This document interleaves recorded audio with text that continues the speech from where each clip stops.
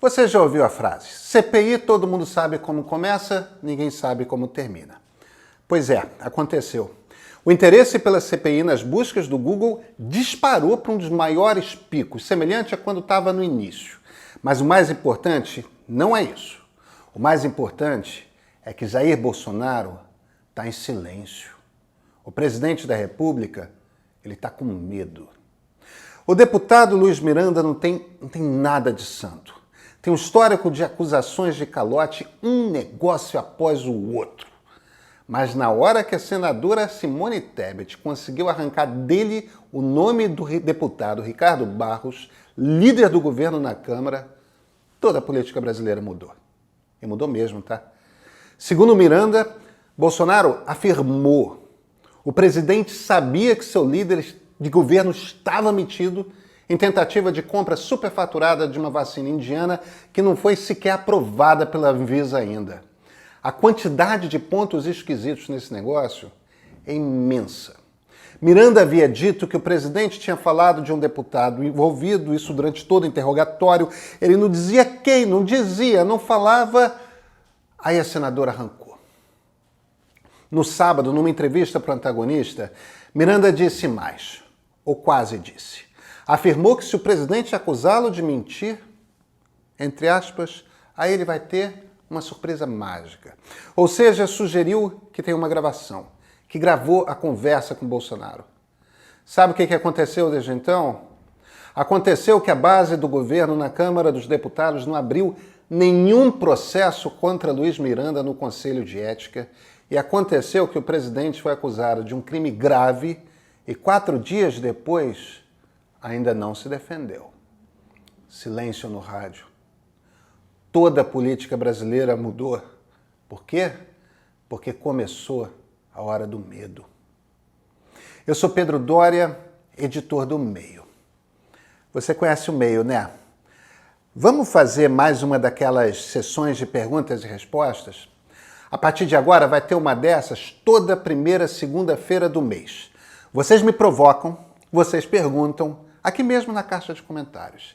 A equipe vai selecionar algumas e vou responder na lata sem ter lido previamente. Quer dizer, sem ter lido com exceção de uma. Gente demais reclamando do meu sotaque. Eu vou contar por que eu falo teoria e aí vocês me deixam com minhas teorias em paz. Segunda-feira que vem. Esse aqui é o ponto de partida.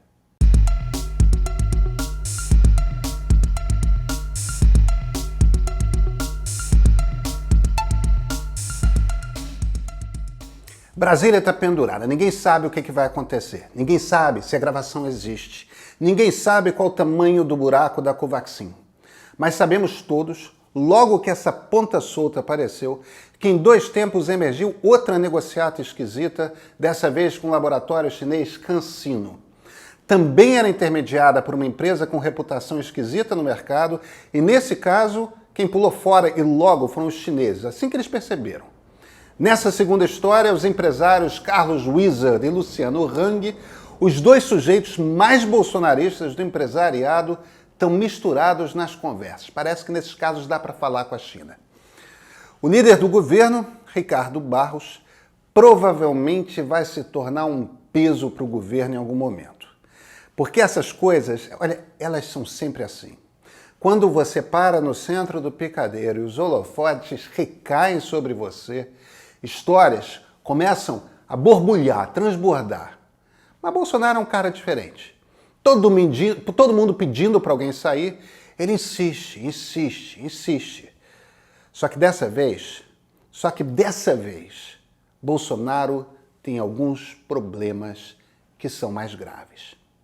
Vejam, a lista de artigos da lei que prevê crimes de responsabilidade para levar ao impeachment, ela é longa.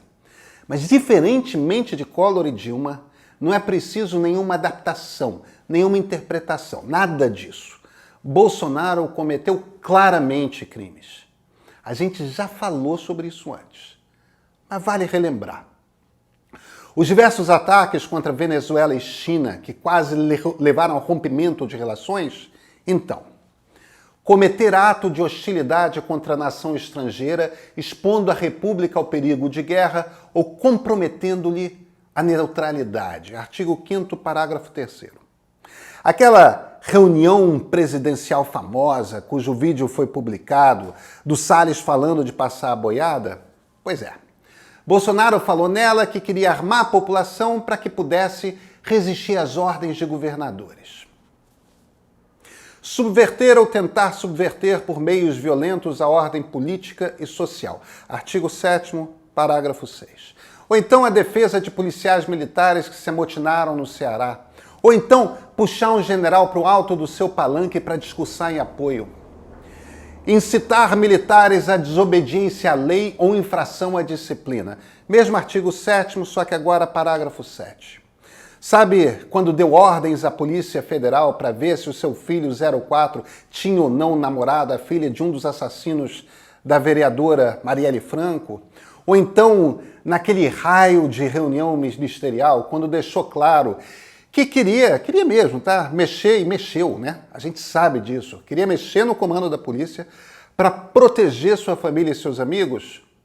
Usar de violência ou ameaça contra funcionário público para coagi-lo a proceder ilegalmente. Artigo 9º, parágrafo 6. O mais grave dos crimes não é nenhum desses. Artigo 4º, título 3. São crimes de responsabilidade os atos do presidente da República que atentarem contra a Constituição Federal e, especialmente, contra o exercício dos direitos sociais.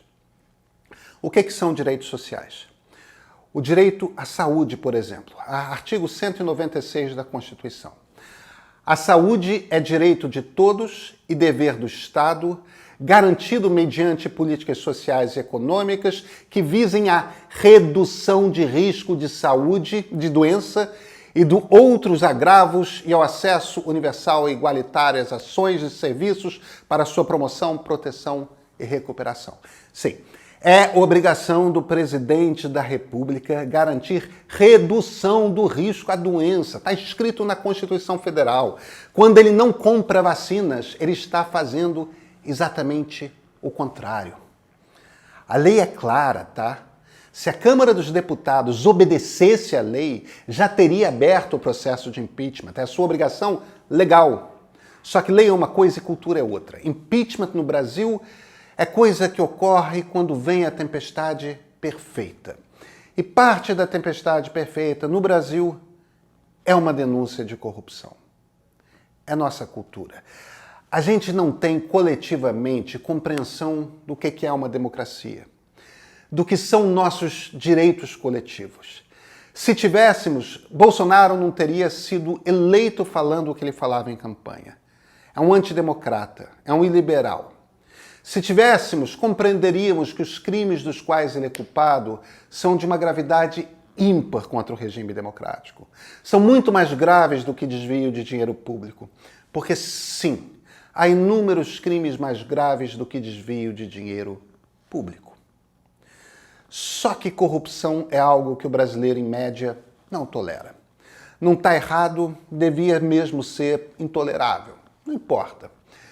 As chaves nas próximas semanas, a chave para compreender as próximas semanas é essa. Vai colar na testa de Bolsonaro, enfim, a etiqueta de corrupto? As primeiras pesquisas por telefone, ainda fechadas, ainda não divulgadas, estão dando conta de que um movimento está em curso nessa direção na sociedade. Os políticos, inclusive os do Centrão, estão todos de olho. Estão todos atentos, todos conversando entre si. Ninguém sabe o que vai acontecer, não ainda. Se colar a etiqueta de corrupto, com ou sem impeachment, Bolsonaro está acabado. Enfim.